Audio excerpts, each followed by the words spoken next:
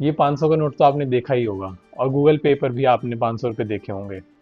पर real money कौन सी है, ये कभी आपने सोचा है? इस वीडियो में हम देखते हैं कि रियल मनी क्या है। Offer me money. Offer me power. I don't care. Money will always follow. Money is not going to be a problem at the end of it all. So, how much money do you really need to retire? You've probably heard the conventional wisdom that you need $1 million in the bank or 10 times your annual salary. एक student अपने iPhone के लिए पैसे बचाता है, माँ बाप अपने बच्चों की ट्यूशन फी के लिए पैसे बचाते हैं, और एक अमीर बिजनेसमैन करोड़ों रुपए अपने नेक्स्ट बिजनेस के लिए बचाता है। पैसा, डॉलर, पाउंड सभी को चाहिए, पर कोई ये नहीं पूछता इसकी स्टार्टिंग कहाँ से हुई। ये तुम्हें भी पता होगा कि पहले लोग बार्टर सिस्टम से ट्रेड किया करते थे और आपस में वैल्यूएबल चीज़ों को एक्सचेंज किया करते थे। बट वैल्यूएबल चीज़ें क्या हैं, ये आगे हम वीडियो में जानेंगे। इसमें एक बहुत बड़ी प्रॉब्लम थी कि अगर एक सेब की खेती करने वाला इंसान 10,000 सेब लेकर एक बाइक लेने जाएगा, तो बाइक वाला उस 10,000 सेब का करेगा क्या, और उन 10,000 सेब से वो ले जाते वक्त कितना ही मुश्किल काम है। और टाइम के साथ साथ चीज़ें इवॉल्व हुई, ह्यूमंस इवॉल्व हुए और उन्होंने सोचना स्टार्ट किया कि इसका क्या सोल्यूशन हो सकता है। सो अराउंड 600 BCE में लीडिया के राजा ने एक कॉइन की इन्वेंशन की और उसको बोला कि ये बहुत ही वैल्यूएबल चीज़ है, जैसे कि एक सेब की वैल्यू नेचर प्रोवाइड करता है, बट इस कॉइन की वैल्यू उस राजा ने प्रोवाइड की। और उसके बाद चाइना में अराउंड 600 CE में नोट्स की इन्वेंशन हुई और गवर्नमेंट ने बोला कि ये बहुत ही वैल्यूएबल चीज़ है, जो कि नहीं है। कॉइन्स भी वैल्यूएबल नहीं है, नोट्स भी वैल्यूएबल नहीं है। और ये वैल्यूएबल क्यों नहीं है और मैं इसको इन्वेंशन क्यों बोल रहा हूँ, ये मैं आपको भी बताता हूँ। चीज़ों को ट्रेड करने का कोई स्टैंडर्ड नहीं था, तो ह्यूमंस ने सोचा कि कोई वैल्यूएबल आइटम ही बना देते हैं जो कि एग्जिस्ट भी नहीं करती, जो कि नेचर ने हमको नहीं दी। बट उस प्रॉब्लम का सोल्यूशन निकालने के लिए हम सभी ह्यूमंस ने डिसाइड किया कि हम एक इमेजिनरी चीज़ को लेकर उसको वैल्यूएबल बनाएंगे और सभी आपस में उस चीज को वैल्यूएबल मानेंगे, जिससे इन्वेंशन हुई money. Money is also a coin, money एक नोट भी है, बट स्टिल ये मनी कंट्रोल कौन करता है, और इसको मैं इन्वेंशन क्यों बोल रहा हूँ बार बार। मनी को बहुत ही आसान तरीके से कंट्रोल किया जा सकता है, मनी की वैल्यू इंक्रीज की जा सकती है, मनी का काउंट इंक्रीज किया जा सकता है, बट सेब का काउंट इंक्रीज नहीं किया जा सकता। सेब को हम स्टोर करके हजारों हजारों साल तक इंटैक्ट नहीं रख सकते, एक जैसा नहीं रख सकते, सेब खराब हो। ये एक बहुत बड़ी प्रॉब्लम मनी ने सॉल्व की थी। मनी की वैल्यू एक क्लिक से या सिग्नेचर से बढ़ाई जा सकती है, और ये क्लिक और सिग्नेचर आखिर करता कौन है? ये क्लिक और सिग्नेचर कोई और नहीं करता, बट हर एक कंट्री के पास एक बैंक होता है जिसको बोलते हैं सेंट्रल बैंक। जैसे इंडिया के पास RBI है और USA के पास फेडरल रिजर्व है। ये सभी के सभी बैंक्स बहुत ही अलग अलग फैक्टर्स को डिसाइड करके, जैसे कि जियोपॉलिटिक्स, नेचर, फ्लड्स, मनी की वैल्यू को कैसे कंट्रोल किया जाए और कब कंट्रोल किया जाए। पर और एक सवाल उठता है कि ये कंट्रोल कैसे करते हैं। हर कंट्री में एक सेंट्रल बैंक होता है और कमर्शियल बैंक्स होते हैं।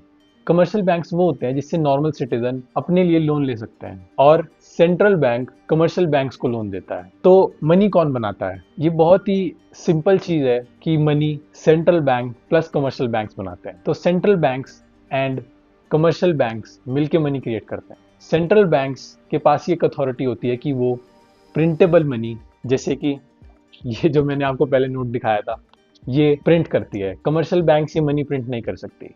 कमर्शियल बैंक्स के पास इलेक्ट्रॉनिक मनी होती है, जिसका मतलब है कि सिर्फ एक कीबोर्ड की क्लिक से, सिर्फ एक कंप्यूटर में टाइप करने से वो मनी क्रिएट हो जाती है। बहुत ही सिंपल कॉन्सेप्ट आपने अपने स्कूल में सिंपल इंटरेस्ट का पढ़ा होगा। वैसे ही टाइप ऑफ कॉन्सेप्ट का यूज करके सेंट्रल बैंक मनी का फ्लो सिटीजन्स के पास कम या ज्यादा करता है, जिसमें 3 मेन फैक्टर्स आते हैं: repo rate, reverse repo rate और cash reserve ratio. Central banks तो मनी प्रिंट कर सकते हैं, बट कमर्शियल बैंक्स कैसे इलेक्ट्रॉनिक मनी क्रिएट करते हैं? तो ये चीज मैं आपको एक एग्जांपल से सिखाना चाहूंगा।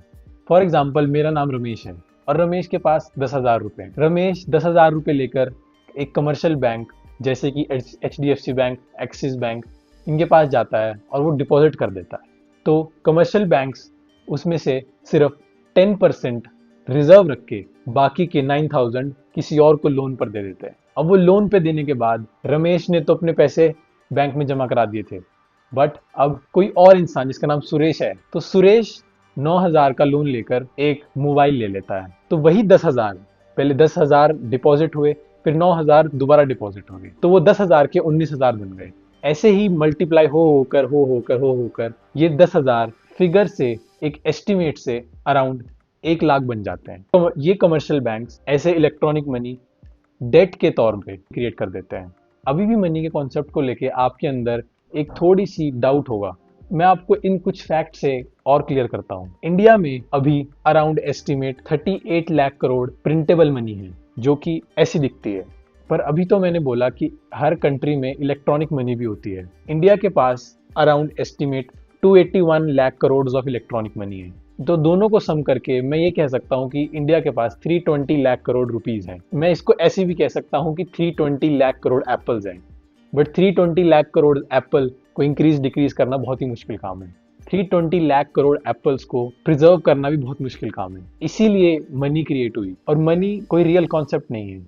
मनी हमें कोई वैल्यू नहीं देती। मनी को कोई इंसान खा नहीं सकता, जैसे एक सेब को खा सकते हैं। मनी को हम पी नहीं सकते, जैसे पानी को पी सकते हैं। मनी एक सिर्फ इल्यूजन है और एक ह्यूमन की इन्वेंशन है, जो कि बहुत ही सुंदर इन्वेंशन है। बट कभी कभी हम अपनी लाइफ में भूल जाते हैं कि मनी एक रियल कॉन्सेप्ट नहीं है, वो एक रियल वैल्यू नहीं है। बट मनी एक ऐसी इन्वेंशन है जिसको वैल्यूएबल बनाया गया है। मैंने आपको पहले बोला था कि वैल्यूएबल वर्ड को याद रखना। सेब की वैल्यू नेचर ने क्रिएट की है, पानी की वैल्यू नेचर ने क्रिएट की है, बट मनी की वैल्यू ह्यूमंस ने क्रिएट की है। और यही मनी की वैल्यू डिक्रीज और इंक्रीज की जा सकती है, और इसकी पावर सिर्फ और सिर्फ सेंट्रल बैंक के पास होती है।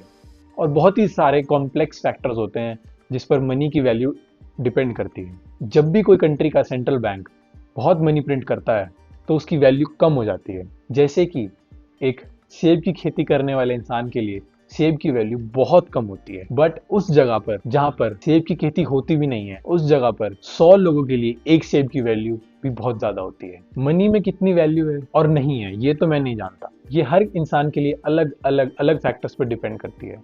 बट एक सर्टेन अमाउंट ऑफ मनी हर एक इंसान को मिल जाने के बाद उसकी लाइफ की हैप्पीनेस, लाइफ की सेटिस्फैक्शन बढ़ती नहीं है, बट वो एक स्टेबल पॉइंट पर आ जाती है। बट जो एक बहुत ही गरीब इंसान है, उसके लिए वो हैप्पीनेस बढ़ती ही जाती है, बढ़ती ही जाती है। सो कितने पैसे, कितने रुपए, कितने डॉलर हर इंसान को चाहिए। सो मनी एक रियल कॉन्सेप्ट नहीं है, बट इसकी वैल्यू चेंज होती आ रही है, होती है और होती रहेगी।